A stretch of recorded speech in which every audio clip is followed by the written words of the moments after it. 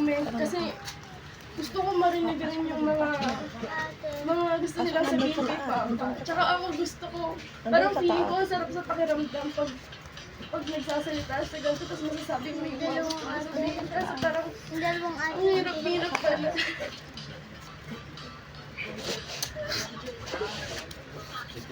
Kasi kinukwento niya sa akin. Si Papa niya lang daw nagsasabi sa kanya ng ano na nagsasabi sa kanya Kasi si Papa, na maganda siya, sexy siya. feeling ko kasi Ano nila talaga sinasabihan naging sa prinsesa akin? ako kay Papa mula pagkabata. Kasi yung sumama sa Talagang nandyan siya. Sila ni Mama lagi pinaparamdam sa akin na prinsesa nila ako kasi matagal ako nasundan. Tapos hanggang sa lumaki ako, actually kahit bata pa lang ako, elementary, alam ko na yung suporta ni Papa sa akin, yung pagiging proud niya, yung lahat ng gusto kong salihan, susuportahan niya ako. Tapos lahat ng achievement ko, talagang proud na proud siya sa akin. Kahit alam ko na hindi ako yung paborito niyang anak. Talaga ba? Kasi hindi naman talaga ako yung paborito niya, pero ako yung laging sumisiksik sa kanya.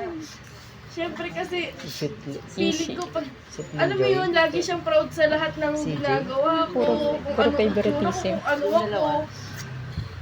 Tanggap niya talaga ako ng buong buo. Tsaka, sobrang sakit kasi kasama ko siya sa bahay. Hindi ko alam kung paano ako uuwi. Kasi wala na siya. Kasi wala na yung papang laging nandyan para sa akin. Para sa mga kapatid ko. Lalong-lalo na sa anak ko. Kasi si Papa sobrang close niya kay Pogi tsaka kay Tim. Kasi diba si Papa barumbado.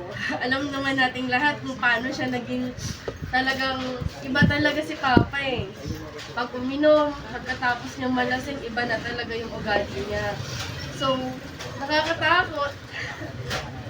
Nakakatakot pero dumating si Justin, sabi niya sa akin, si Justin daw yun nakapagbabago ng buhay niya. Kasi ano eh,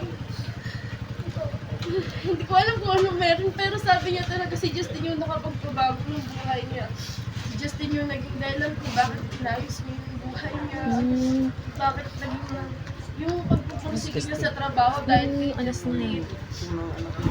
tapos biglang dumating si Pogi. Si Pogi, Yung si pangalan Jonathan Cyrus. Gusto niya kasi kay Pogi ang pangalan Jonathan. Para daw may Jonathan Jr. siya. Kasi pag hindi ko daw pinangalanan ng Jonathan si Pogi, hindi niya ako tutulungan mga anak. Siyempre natakot ako. Natakot ako kasi cesarean yun, ang mahal-mahal nun eh. So, nilagay namin Jonathan. Kaya pala Pogi. Opo, Pogi.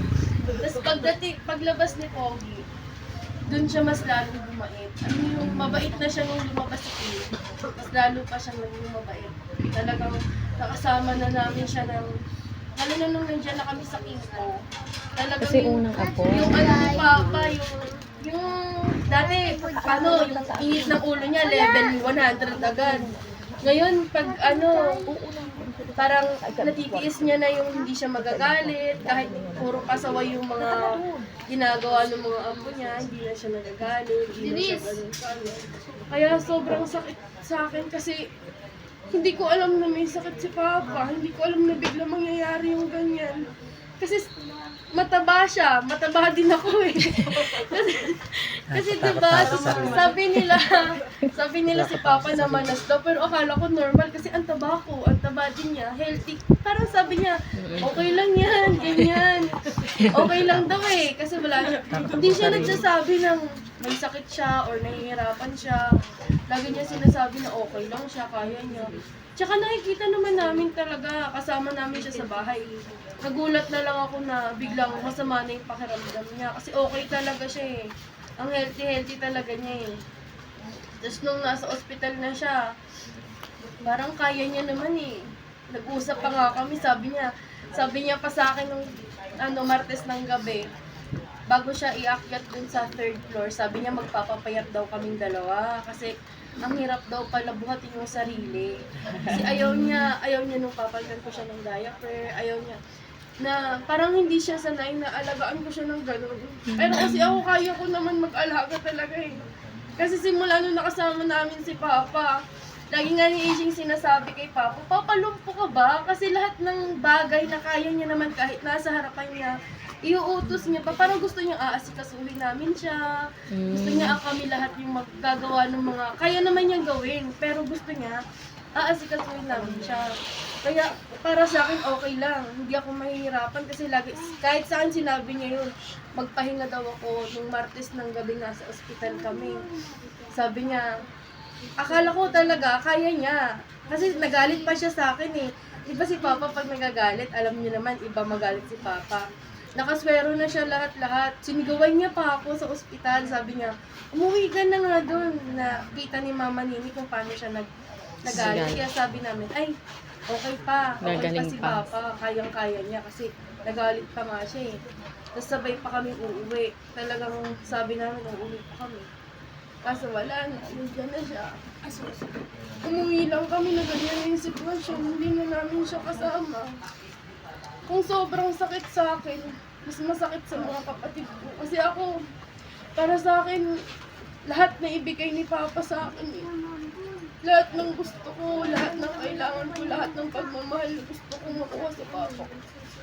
Nabigay niya sa akin. Kaya sobrang sakit pag iisipin ko yung mga bunsong kapatid ko, lalo na yung mga message nila kay Papa. Siyempre, nababasa ko. Ako nga nagre-reply sa chat ng iba, di ba? Kaya nagugulat sila ba't si Papa nagre-reply sa kanila.